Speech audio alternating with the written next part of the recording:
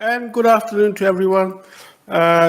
You are now tuned into the Mahtab Aziz Celebrity Lawyer Show. And on this cold and wintry, snowy afternoon, we have a very vibrant and positive guest, Sal Bashir. Hi, how you doing? I'm having trouble with my internet connection over here. Can you see me okay? Yes, you can. Yes, in all your glory. Yes, you're there. Can you hear me? Yes, you can. Yes. Can you hear me? Can you hear me? Well, I'm trying to get my internet connection to work. Yes, I can hear you. Yeah. Oh, that's good. Right. Okay. We can certainly hear you. Thank you. First, I've got to explain. I'm getting a bit jealous, Sal, because I've had so many requests to have you back on, and I thought I was the most sort of handsome and Asian man in his 50s. I've got stiff competition here, and I'm very jealous about that. How are you doing? I'm doing very well. Just having a bit of a trouble with the internet connection at home, so I've had to move from my studio down the back of the garden, right, into my sitting room. So just want to say hello, everybody. How you doing? Hope you're okay and you're staying safe. Thank you, Sal. And of course, there cannot be anything better for listeners and viewers to be doing at this present time, except for listening to yourself, my great special guest, Sal Bashir. And now, Sal, shall we start off with some of your the early artists that you, in fact, whose material that you, in fact, sing in your performances? Which is the in the Rock or Sal show? Which is the one that's predominantly the one that's always there? Well, there are some very important ingredients into the Rock or Sal show, and they include the king of rock and roll, Elvis Presley, Gene Vincent, Buddy Holly, Roy Orbison. There's people like Bobby Darin, Neil Diamond, the Monkees, the Beatles, Rolling Stones, Eddie Cochran. Right. It's mainly the 50s or 60s, yeah.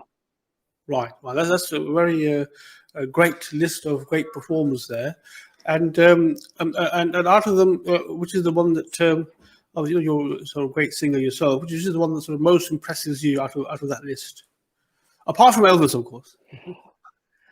Well, apart from Elvis, because Elvis had a tremendous range, and his voice changed considerably from the 50s, 60s to the 70s. But there was one guy whose voice remained very rich throughout his life, but also got much better as time went on. And he's the most difficult performer that I find to replicate in any given circumstance, and that's the big O, Mr. Roy Orbison. Yes, of course. Terrifies me. Yeah, yes. Well, I mean, I heard your rendition of In Dreams, and I have to say, Sal, I was extremely impressed, and I wish that more people actually would get the chance to hear it. Is it on your Facebook page or something, or is it on your website? It is, yes. The Facebook page is Sal Bashir, but the YouTube channel is Rock or Sal, and don't forget to subscribe and smash that subscribe button and get on there and listen to all the lockdown videos that I've been doing since March of last year. There must be something in there that you'll like. Right. I'm sure. Well, I hope my listeners and viewers have made a note of that. I'm sure we'll be repeating it during the show. Now, Roy Orbison, of course, one of the very few people, in fact, that Elvis himself, in fact, praised. And that just goes to show how much of an impressive singer he was. Yes, Elvis Presley was a good friend of Roy Orbison, and obviously vice versa. And Elvis greatly admired Roy's emotion and the feeling he put into his songs, and the fact that Roy wrote his own material, and Elvis greatly admired that as well. He was the only singer that I think who wasn't visually all over the place and gymnastics and gyrations and stuff like that, unlike most of Roy's contemporaries. But Elvis admired, it came across in his recordings. Mm-hmm. Of course.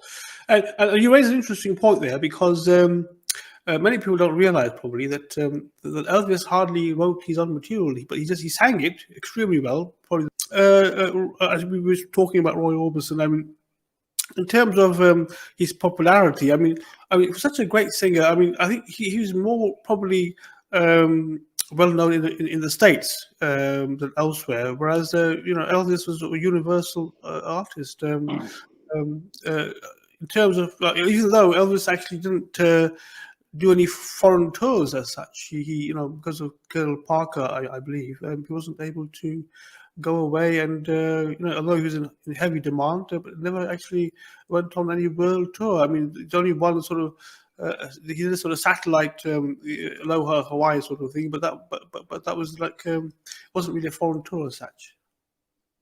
No, that wasn't a foreign tour. Obviously, Elvis never left the States apart from when he had his stint in the army from 58 to 1960.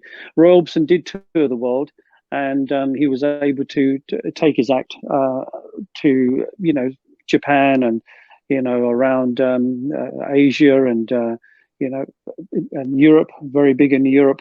But Elvis's voice just travels so well across the world. The songs are timeless, and you can find an Elvis record in Indonesia. It doesn't really matter.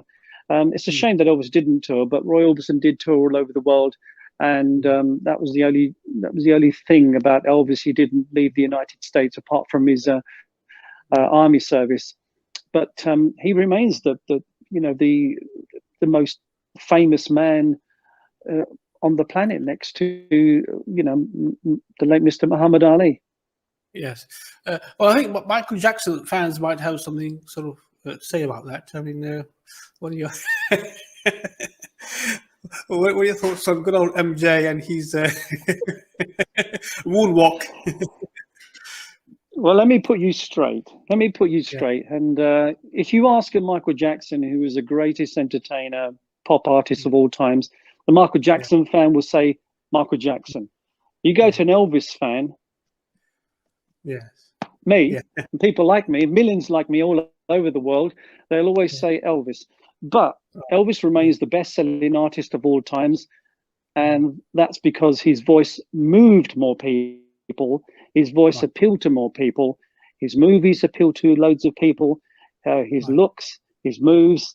But, there's room for everybody in this business. And Elvis himself wouldn't have compared himself to anybody else. He would just said it's fantastic. Everybody's helping each other in the entertainment business. Michael Jackson was a very talented, vocally gifted man, and he wrote his own songs as well. So you can't take nothing from that. But Elvis is the king. Yes. Yeah. Okay. I think you won that argument fairly well there.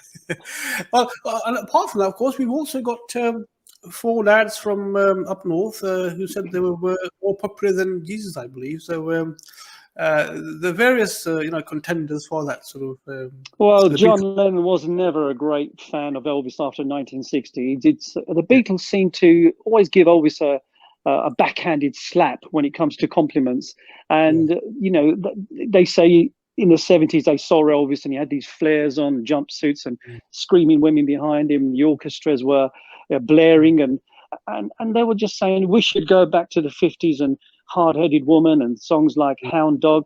Well, the Beatles have got room to talk. I mean, Sgt. Pepper and the Rubber Soul, and I mean, they changed. The Magical Mystery Tour, they all changed into these sort of hippie type of singers, and their music changed, so they couldn't stay the same as She Loves You, yeah, yeah, yeah. I mean, even John Lennon said to reporters, "You just want me to stay the same." So why wasn't Elvis able to develop just like the Beatles were? So I'm not quite sure why.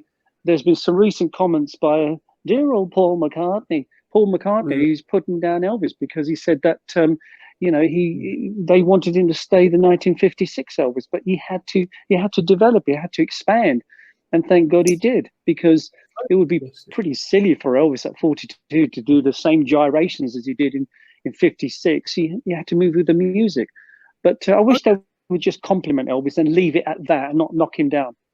That's right. Oh yes, I agree with you. And perhaps different the different sort of styles that Elvis, in fact, ultimately was able to do, all had different followers and a different fan base, and it was very good of him to be able to change his music style from hard rock to ballads, and that was very good indeed. Yeah.